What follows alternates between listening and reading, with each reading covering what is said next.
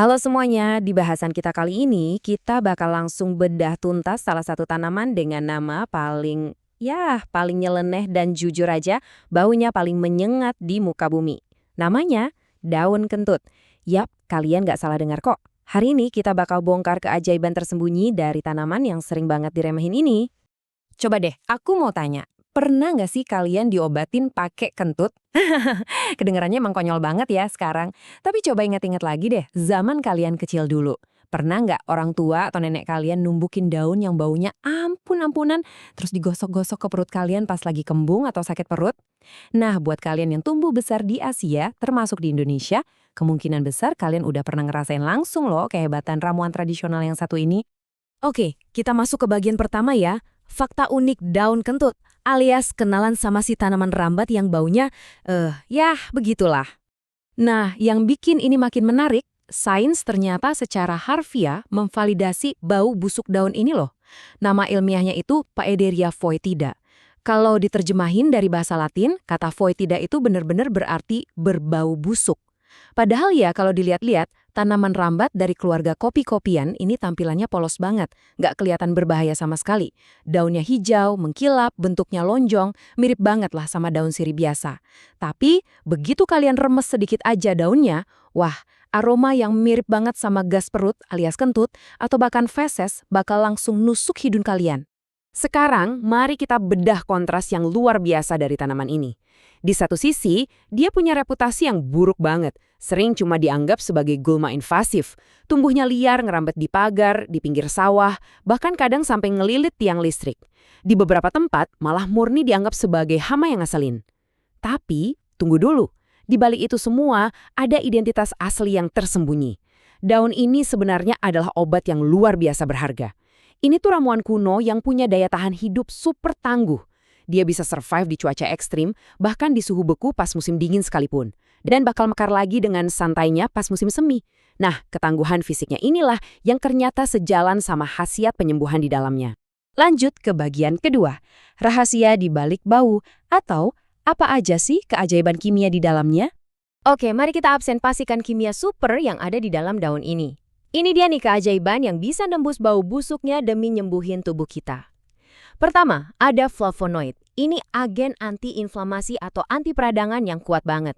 Terus ada alkaloid yang tugasnya jadi antibakteri. Nggak cuma itu, dia juga punya kandungan vitamin C sebagai antioksidan buat ngelindungin sel kita. Terus ada minyak atsiri yang, percaya atau nggak cuma ngasih bau khasnya tapi juga ngasih sensasi hangat dan menenangkan. Dan terakhir ada saponin, nah ini krusial banget buat bantu merelaksasi dan ngelancarin pencernaan kita. Masuk ke bagian ketiga, manfaat super untuk tubuh, mulai dari urusan pencernaan sampai urusan nyeri sendi. Nah, fakta yang satu ini menurutku gokil banget sih. Kenapa? Karena ini nunjukin gimana kebijaksanaan tradisional warisan leluhur kita selama berabad-abad ternyata selaras banget sama temuan farmakologi modern. Waktu orang zaman dulu pakai daun ini buat ngobatin kembung dan perut bergas, sains modern ngebuktiin kalau daun ini emang punya efek karminatif yang kuat. Terus, kebiasaan pakai kompres daun kentut buat nyeri sendi, itu ternyata tervalidasi sama sifat antiinflamasinya.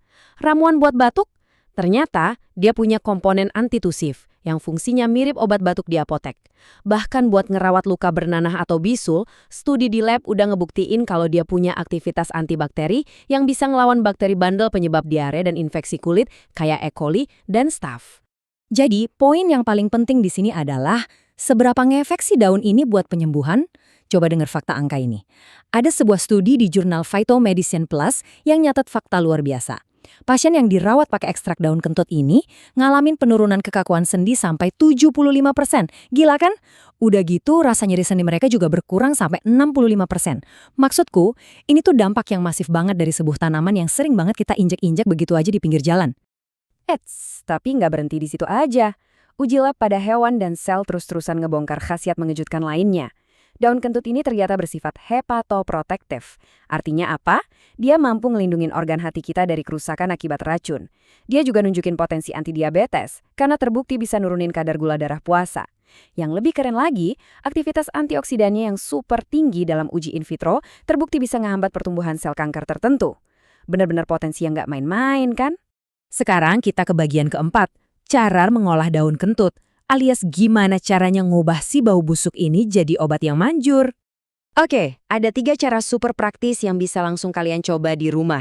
Pertama, buat ngatasin masalah dari dalam, kayak perut kembung atau pencernaan yang lagi rewel, kalian cukup rebus 5-10 lembar daun segarnya ke dalam air, terus minum deh air rebusannya pas masih hangat.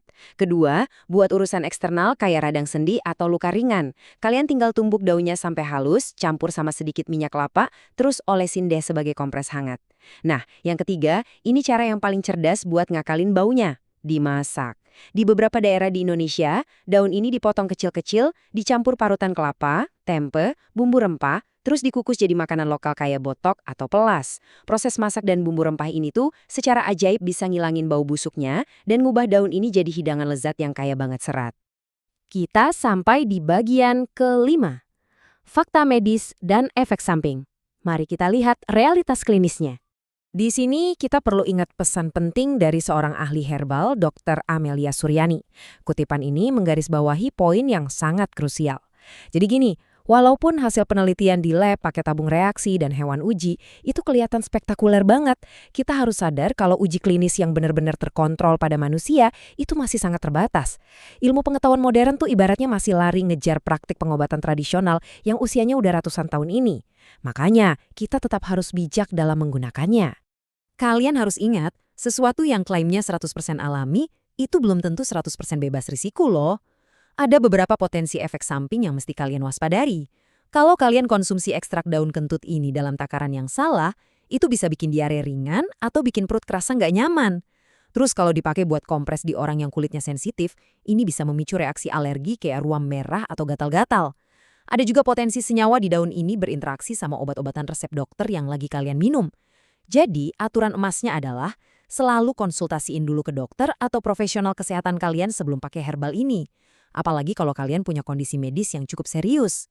Nah, ini ngebawa kita ke satu pertanyaan terakhir buat kalian renungkan. Apakah kalian cukup berani buat nahan baunya demi kesehatan kalian? Daun kentut ini tuh ibarat lambang ironi dari alam semesta. Dari luar kelihatannya dijauhi, tapi ternyata di dalamnya nyimpen keajaiban yang luar biasa buat nyembuhin. Semoga penjelasan kali ini bisa ngasih perspektif baru ya buat kalian tentang betapa kayanya alam di sekitar kita. Teruslah eksplorasi, teruslah belajar, dan ingat, jangan pernah menilai sesuatu cuma dari baunya aja.